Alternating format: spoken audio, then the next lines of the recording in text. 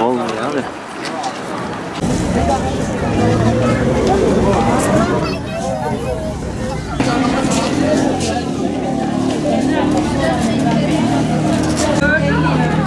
Fatih söyleyelim küçüğünü getirsinler olur mu?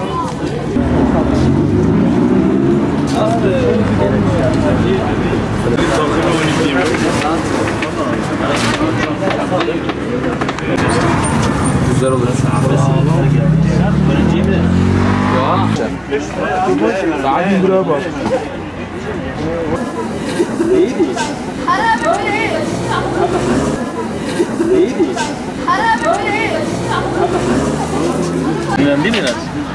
Bakın o sıkma ne kadar saniye olacak.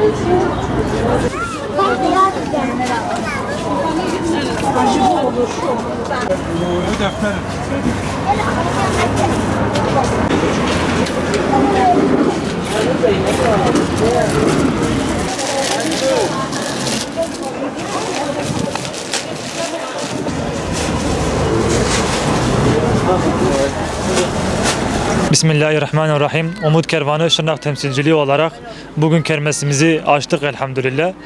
Kermesimiz 4 gün boyunca devam edecek. Kermesimizde giyim, kırtasiye, yiyecek, tatlı gibi ürünlerimiz bulunuyor. Hayırseverlerimizin verdiği bu ürünlerle inşallah topladığımız bu geliri ihtiyaç sahibi ailelere, yetimlere ulaştırmaya çalışacağız. Cuma gününe kadar kermesimiz açık kalacak. Şırnak'taki vatandaşlarımızı bu hayır kermesimize, bu yardım kermesimize bekliyoruz. Onların ulaştıracağı, yapacağı yardımları bizler de İnşallah köprü görevi görerek ihtiyaç sahibi ailelere ulaştırmaya çalışacağız. Allah-u Teala yapacağınız hayırları dergah hizmetinde kabul eylesin. Bu hayır çalışmamızı inşallah bereketli bir şekilde nihayete erdirmeyi nasip eylesin. Kermesimizde tatlı, yemek, her türlü işte içli köfte, karnıyarık, lahmacun gibi yiyecekler, her türlü tatlı çeşidi, zeytinyağı, nar ekşisi gibi doğal ürünler, bal gibi doğal ürünlerimiz bulunuyor. Ayakkabı, terlik gibi giyim malzemeleri bulunuyor. Elhamdülillah hayırseverlerimizin getirdiği bu ürünleri biz de burada vatandaşlarımıza satıp gelirini ihtiyaç sahibi ailelere ulaştıracağız.